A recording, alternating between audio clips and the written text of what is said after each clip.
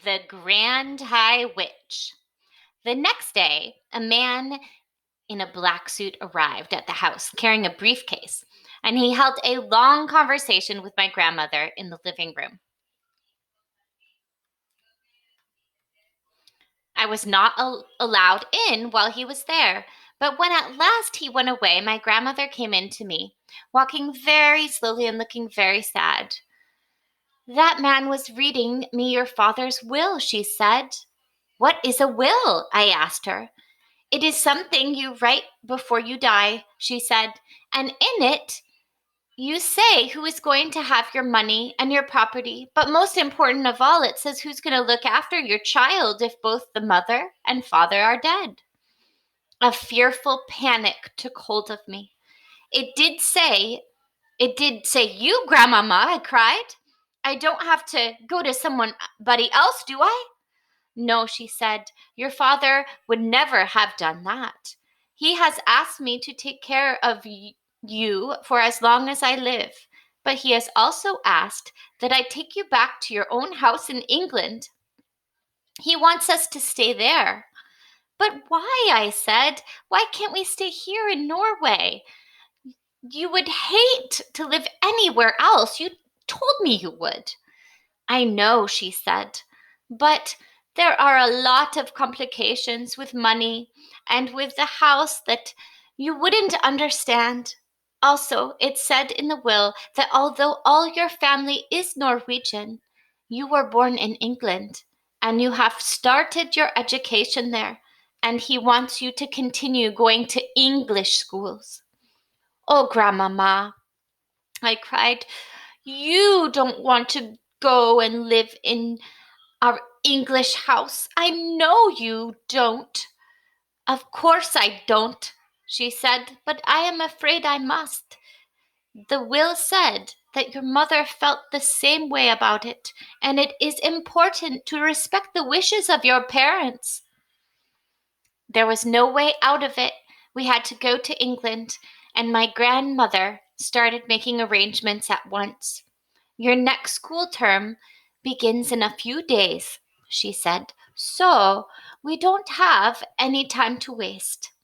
On the evening before we left for England, my grandmother got on her favorite subject once again.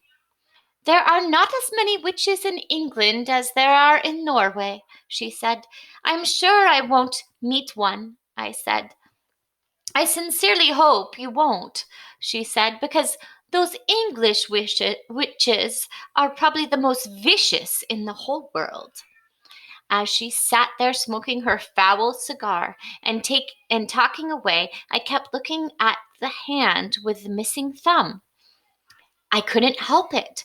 I was fascinated by it, and I kept wondering what awful thing had happened that time when she had met a witch. It must have been something absolutely appalling. That's like shockingly crazy gruesome, and gruesome otherwise. She would have told me about it. Maybe the thumb had been twisted off. Or perhaps she had been forced to jam her thumb down the spout of a boiling kettle until it was steamed away. Or did someone pull it out of her hand like a tooth? I couldn't help trying to guess. Tell me what those English witches do, Grandmama, I said. Well, she said, sucking away on her stinking cigar, their favorite ruse is to mix up a powder that will turn a child into some creature or another that all grown-ups hate. What sort of creature, Grandmama? Often it is a slug, she said. A slug is one of their favorites. Then the grown-ups step on the slug and squish it without knowing that it's a child. That's perfectly beastly, I cried. Or it might be a flea, my grandmother said. They might turn you into a flea, and without realizing what she was doing, your own mother would get out the flea powder, and then it's goodbye to you. You're making me nervous, Grandmama. I don't think I want to go back to England. I've known English witches, she went on, who have turned children into pheasants and then sneaked the pheasants up into the woods the very day before the pheasant shooting season opened. Ouch! I said. So they get shot? Of course they get shot, and then they get plucked and roasted and eaten for supper. I pictured myself as a pheasant, flying frantically over the men with the guns, swerving and dipping as the guns exploded before me. Yes, my grandmother said, it gives the English witches great pleasure to stand back and watch the grown ups doing away with their own children. I really don't want to go to England, Grandmama. Of course you don't, she said, nor do I. But I'm afraid we've got to.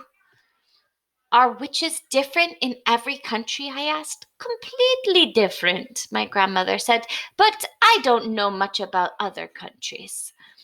Don't you ever know? Don't you even know about America? I asked. Not really, she answered, although I have heard it said that over there are witches. The witches are able to make the grown ups eat their own children. Never, I cried. Oh no, Grandmama, that couldn't be true. I don't know whether it's true or not, she said. It's only a rumor I've heard. But how could they possibly make them eat their own children? I asked. By turning them into hot dogs, she said. That wouldn't be too difficult for a clever witch.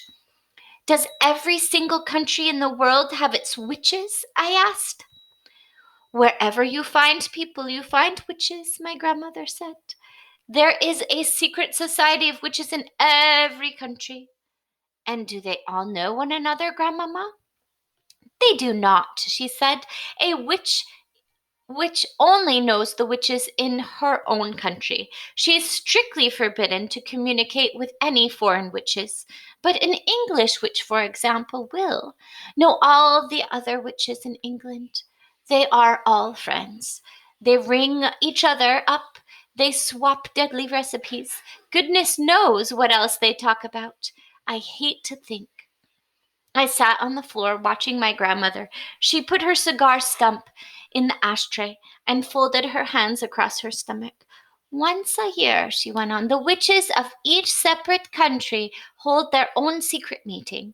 They all get together in one place to receive a lecture from the Grand High Witch of all the worlds. From who? I cried. She is the ruler of them all, my grandmother said. She is all powerful. She is without mercy. All other witches are petrified of her. They only see her once a year at their annual meeting. She goes there to whip up excitement and enthusiasm and to give orders. The Grand High Witch travels from country to country, attending these annual meetings. Where do they have these meetings, Grandmama? There are all sorts of rumors, my grandmother answered. I have heard it said that they just book into a hotel, like any other group of women who are holding a meeting. I have also heard it said that some very peculiar things go on in the hotels that they stay in. It is rumored that the beds are never slept in, that there are burn marks on the bedroom carpets, that toads are discovered in the bathtubs, and that down in the kitchen the cook once found a baby crocodile swimming in his saucepan of soup. My grandmother picked up her cigar and took another puff, inhaling the foul smoke deeply into her lungs. Where does the Grand High Witch live when she is at home? I asked. Nobody knows, my grandmother said. If we knew that, then she could be rooted out and destroyed. Witchophiles all over the world have spent their lives trying to discover the secret headquarters of the Grand High Witch. What is a witchophile, Grandmama? A person who studies witches and knows a lot about them, my grandmother said. Are you a witchophile, Grandmama? I am a retired witchophile, she said. I am too old to be active any longer, but when I was younger, I traveled all over the globe trying to track down the Grand High Witch. I never came even close to succeeding. Is she rich? I asked. She's rolling, my grandmother said, simply rolling in money. Rumor has it that there is a machine in her headquarters, which is exactly like the machine the government uses to print the banknotes you and I use. After all, banknotes are only bits of paper with special designs and pictures on them. Anyone can make them who has the right machine and the right paper. I guess is that the Grand High my guess is that the Grand High Witch makes all the money she wants and she dishes it out to the witches everywhere. What about foreign money? I asked. Those machines can make Chinese money if you want them to, my grandmother said. It's only a question of pressing the right button. But, Grandmama, I said, if nobody has ever seen the Grand High Witch, how can you be so sure she exists? My grandmother gave me a long, very severe look. Nobody has ever seen the devil, she said, but we know he exists. The next morning we sailed for England, and soon I was back in the old family house in Kent, but this time with only my grandmother to look after me. Then the Easter term began, and every weekday I went to school, and everything seemed to have come back to normal again. Now, at the bottom of our garden was an enormous conker tree, and high up in its branches, Timmy, my best friend, and I had started to build a magnificent treehouse. We weren't able to work on it.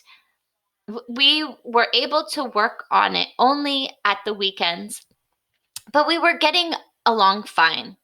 We had begun with the floor, which we built by laying wide planks between two quite far apart branches and nailing them down. Within a month, we had finished the floor. Then we constructed a wooden railing around the floor, and that left only the roof to be built. The roof was the difficult bit. So there's their treehouse right there. One Saturday afternoon, when Timmy was in bed with flu, I decided to make a start on the roof all by myself. Excuse me. It was lovely being high up in there in that conker tree, all alone with the pale young leaves coming out everywhere around me.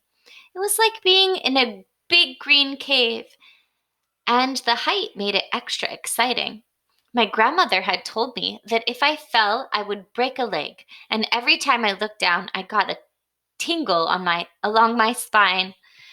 I worked away, nailing the first plank on the roof. Then suddenly, out of the corner of my eye, I caught sight of a woman standing immediately below me. She was looking up at me and smiling in the most peculiar way. When most people smile, their lips go out sideways. This woman's lips went upward and downward, showing all her teeth and gums. The gums were like raw meat. It is always a shock to discover that you're being watched when you think you are alone. And what was this strange woman doing in our garden, anyways? I noticed that she was wearing a small black hat, and she had black gloves on her hands, and the gloves came nearly up to her elbows. Gloves! She was wearing gloves! I froze all over. I have a present for you, she said, still staring at me, still smiling, still showing her teeth and gums. I didn't answer. Come down out of that tree, little boy, she said, and I shall give you the most exciting present you've ever had. Her voice had a curious raspy quality. It made a sort of metallic sound, as though her throat was full of drawing pins. Without taking her eyes from my face, she very slowly put one of those gloved hands into her purse and drew out a small green snake. She held it up to me for me to see. It's tame, she said. The snake began to coil itself around her forearm. It was a brilliant green. If you come down here, I shall give him to you, she said. Oh, Grandmama, I thought, come and help me. Then I panicked. I dropped the hammer and shot up that enormous tree like a monkey. I didn't stop until I was as high as I could possibly go, and there I stayed, quivering with fear. I couldn't see the woman now. There were layers and layers of leaves between her and me. I stayed up there for hours, and I kept very still. It began to grow dark. At last I heard my grandmother calling my name. I'm up here, I shouted back. Come down at once, she called out. It's past your supper time. Grandmama, I shouted, has that woman gone? What woman? My grandmother called back. The woman in the black gloves. There was silence from below. It was the silence of somebody who was too stunned to speak. Grandmama, I shouted again, has she gone? Yes, my grandmother answered to that. She's gone. I'm here, my darling. I'll look after you. You can come down now. I climbed down. I was trembling. My grandmother enfolded me into her arms. I've seen a witch, I said. Come inside, she said. You'll be all right with me. She led me into the house and gave me a cup of hot cocoa with lots of sugar on it. Tell me everything, I told her. By the time I had finished, it was my grandmother who was trembling. Her face was ashy gray, and I saw her glance down at the hand of hers that didn't have a thumb. You know what this means, she said. It means that there is one of them in our district. From now on, I am not letting you walk alone to school. Do you think she could be after me specially? I asked. No, she said, I doubt that. One child is as good as any other to those creatures. It is hardly surprising that after that I became a very witch conscious little boy. If I happened if I happened to be alone on the road and saw a woman approaching who was wearing gloves, I would quickly skip across to the other side. And as the weather remained pretty cold during the whole of that month, nearly everybody was wearing gloves. Curiously, even though I never saw the woman with the green snake again. That was my first witch, but it wasn't my last.